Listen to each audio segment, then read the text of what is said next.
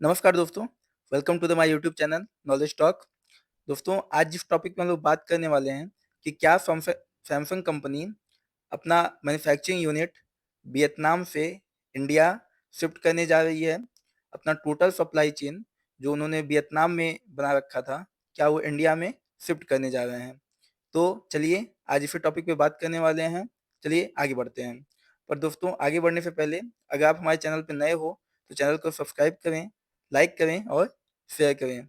तो आपने ऐसे दर्जनों भर आर्टिकल पब्लिश हुए देखे होंगे 1-2 दिन में, जिनमें ये लिखा जा रहा है कि क्या सैमसंग अपना मैन्युफैक्चरिंग बेस वियतनाम से इंडिया के नोएडा में शिफ्ट करने जा रहा है ड्यू टू यूएस टैरिफ। क्योंकि जैसा कि आप जानते हैं कि यूएस के टैरिफ पूरी दुनिया पे ही अभी लगे हुए हैं और 3 महीने के लिए केवल वो होल्ड पे गए हैं। तो यूएस जिन भी देशों के साथ पॉजिटिव थिंकिंग के साथ बात कर रहा है, डील फ्री ट्रेड एग्रीमेंट को लेके नेगोशिएशन कंटिन्यू है, उन देशों के साथ फ्री एग्रीमेंट होने की आशंका है। बट इसमें कहीं न कहीं वियतनाम पीछे छूटता हुआ दिख रहा है, जिसके कारण सैमसंग को ये डिसीजन लेना पड़ रहा है। चलिए आगे बढ़ते हैं। जैसा कि आप यहाँ पे देख पाएँगे, Samsung will shifting production from Vietnam to India due to US tariff.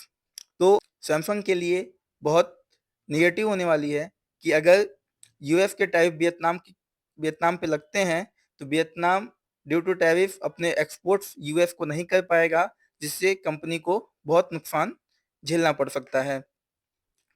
आप यहाँ भी देख सकते सेम हेडलाइन के साथ आर्टिकल पब्लिश हुआ है कि वियतनाम से इंडिया में सैमसंग अपनी प्रोडक्शन यूनिट शिफ्ट करने जा रहा है और इसमें एक मेजर रोल पीएलआई स्कीम का है, जो इंडियन गवर्नमेंट ने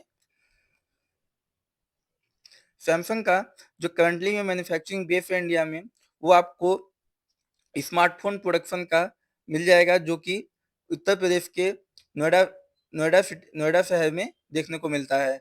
इस इस प्लांट को सैमसंग ने 1996 में इस्टेब्लिश किया था और टाइम के साथ ही इस प्लांट की एनुअल कैपेसिटी भी बढ़ती गई है, जिसमें आप देख सकते हैं कि 2018 में सैमसंग ने वर्ल्ड का largest mobile manufacturing facility Uttar Pradesh के नोएडा में उन्होंने ओपन किया था और उनका इस मोबाइल मैन्युफैक्चरिंग बेस से annually 68 to 120 million units annually production का टारगेट है। हम दोस्तों थोड़ा पीएलआई स्कीम के बारे में जान लेते हैं, क्योंकि ये मेक इन इंडिया के लिए और इंडिया में इन्वेस्टमेंट करने के लिए किसी भी सेक्टर में बहुत की रोल पिछले 4-5 सालों में इसने निभाया है।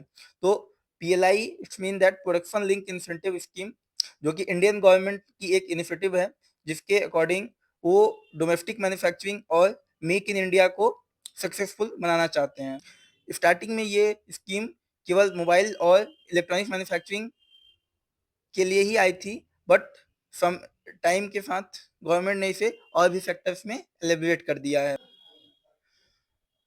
इसके कुछ फीचर्स की अगर हम बात करें तो गवर्नमेंट कंपनीज को इंसेंटिव प्रोवाइड करती है उनके इंक्रीमेंटल सेल्स के परसेंटेज के बेस पे, जिसमें हम बेस ईयर कैलकुलेट करते हैं 2019 टू 2020। फिर में इसमें टारगेटेड सेक्टर्स इलेक्ट्रॉनिक्स और फार्मास्यूटिकल्स थे, बट बाद में गवर्नमेंट ने इसे और भी सेक्टर्स में इसको लेके आया, डोमेस्टिक मैन्युफैक्चरिंग को स्केल अप करने के लिए और बढ़ाने के लिए। इससे मेक इन इंडिया को बहुत बड़ा बूस्ट मिला है, क्योंकि इससे डोमेस्टिक मैन्युफैक्चरिंग में बहुत बढ़ावा आया है और इंडिया ग्लोबल सप्लाई चेन का हिस्सा बना है। इस पीएलआई स्कीम के थ्रू जॉब क्रिएशन बहुत बड़े पैमाने पे भारत में डोमेस्टिक मैन्युफैक्चरिंग सेक्टर में जॉब की अपॉर्चुनिटी और एक्सपोर्ट कम्पिटिटिव एक्सपोर्ट कम्पिटिटिवनेस आई है इंडिया के डोमेस्टिक मैन्युफैक्चरर्स में। एक्सपोर्ट को लेके उन्होंने अच्छे प्रोडक्ट्स को डिजाइन किया है, बनाया है। इसमें टेक्नोलॉजी ट्रांसफर और इनोवेशन को भी इंक्लूड किया जा रहा है, ताकि हम अच्छे से अच्छा प्रोडक्ट इनोवेशन के थ्रू और टेक्नोलॉजी ट्रांसफर के थ्रू इंडिया में ही मैन्युफैक्चर कर सकते। हम अपनी इम्पोर्ट डिपेंडेंसी दूसरे देशों पे, खासकर चाइना पे कम करना चाहते हैं, जिसके लिए हमें ये जिसके लिए हम ये पीएलआई स्कीम लेकर के आए हुए हैं। स्टार्टिंग में ये मोबाइल मैन्युफैक्चरिंग सेक्टर में ही ये पीएलआई स्कीम आई थी, जिसका सबसे बड़ा बेनिफिशियरी अगर हम बात करें तो एप्पल के जो कॉन्ट्रैक्ट सप्लायर हैं, फॉक्सकॉन, विस्ट्रॉन एंड पेगाट्रॉन, ये थे। इन्होंने बहुत लार्ज स्केल पर इंडिया में इन्वेस्टमेंट किया under the PLI scheme and उसका बेनिफिट भी लिया। अगर हम दोस्तों बात करें किन सेक्टर्स में करंटली पीएलआई स्कीम चल रही है, तो मोबाइल फोन्स एंड इलेक्ट्रॉनिक्स, इसमें आप मोबाइल फोन्स के पार्ट्स, चिप्स, डिस्प्ले और इलेक्ट्रॉनिक्स सेक्टर में जितने भी पार्ट्स आते हैं उनको आप इंक्लूड कर सकते हैं। Pharmaceuticals and API, active pharmaceutical ingredient, जिससे जिनके केमिकल कंपोजिशन से हम मेडिसिन मैन्युफैक्चर करते हैं।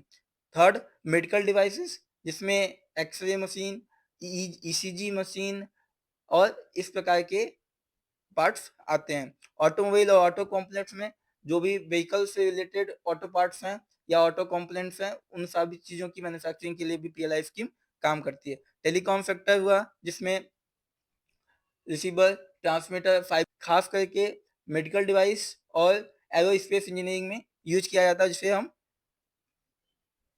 स्पेशलिटी स्टील बोलते हैं। फिर उसके बाद सोलर पीवी मॉड्यूल सेक्टर में इसमें जो भी कंपनियां सोलर पीवी मॉड्यूल मैन्युफैक्चर करती हैं, उनको उनके मैन्युफैक्चरिंग बेस पे पीएलआई स्कीम के अंडर में लाया गया है। फिर advance chemical and ACC batteries, जिसमें आप लिथियम आयन बैटरी को काउंट कर सकते हो, लिथियम आयन बैटरी जो कि इलेक्ट्रिक व्हीकल्स में काम आती है, और ड्रोन। उसके बाद अगर हम बात करें कि इसमें ग्लोबल मैन्युफैक्चर में कौन इसका ज़्यादा बेनिफिशियरी रहा है, तो एप्पल का सप्लायर फॉक्सकॉन और टाटा इलेक्ट्रॉनिक्स, इन्होंने continue under the PLI scheme अपने अपने लोकल प्रोडक्शन को, डोमेस्टिक प्रोडक्शन को इंक्रीज किया है, और $12 बिलियन का इन्होंने एक्सपोर्ट किया है एप्पल के फोन्स, एप्पल के आईपैड्स 2023 टू 2024 फाइनेंशियल ईयर।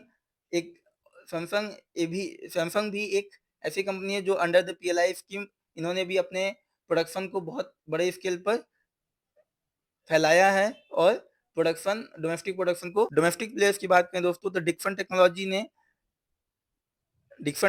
ने अंडर द पीएलआई स्कीम अपने डोमेस्टिक प्रोडक्शन को बहुत लंबे स्केल पे बढ़ाया है। और अगर हम इन्फेक्टिव रेट की बात करें, तो 4% to 6% incremental sales over the base year हम इसमें 2019 टू 2020 काउंट करते हैं। और ये स्टार्टिंग में ये 5 सालों के लिए पीएलआई स्कीम लाई गई थी, बट फॉरवर्ड इसको एक्सटेंड कर दिया गया है की। तो under the PLI scheme India के domestic manufacturing, make in India और लोकल फॉर वोकल का जो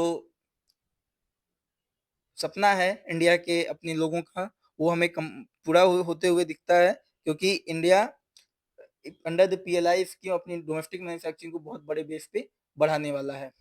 तो दोस्तों, अंत में आपसे भी एक क्वेश्चन पूछूंगा, क्या सोचते हो आप कि ऐसी और भी स्कीमें और भी इंसेंटिव स्कीमें कंपनीज को देने के लिए गवर्नमेंट को लानी चाहिए या नहीं लानी चाहिए? जो भी हो आपका ओपिनियन आप बताइए हमारे कमेंट सेक्शन में। आपका वीडियो देखने के लिए बहुत बहुत धन्यवाद। जय हिंद, जय भारत।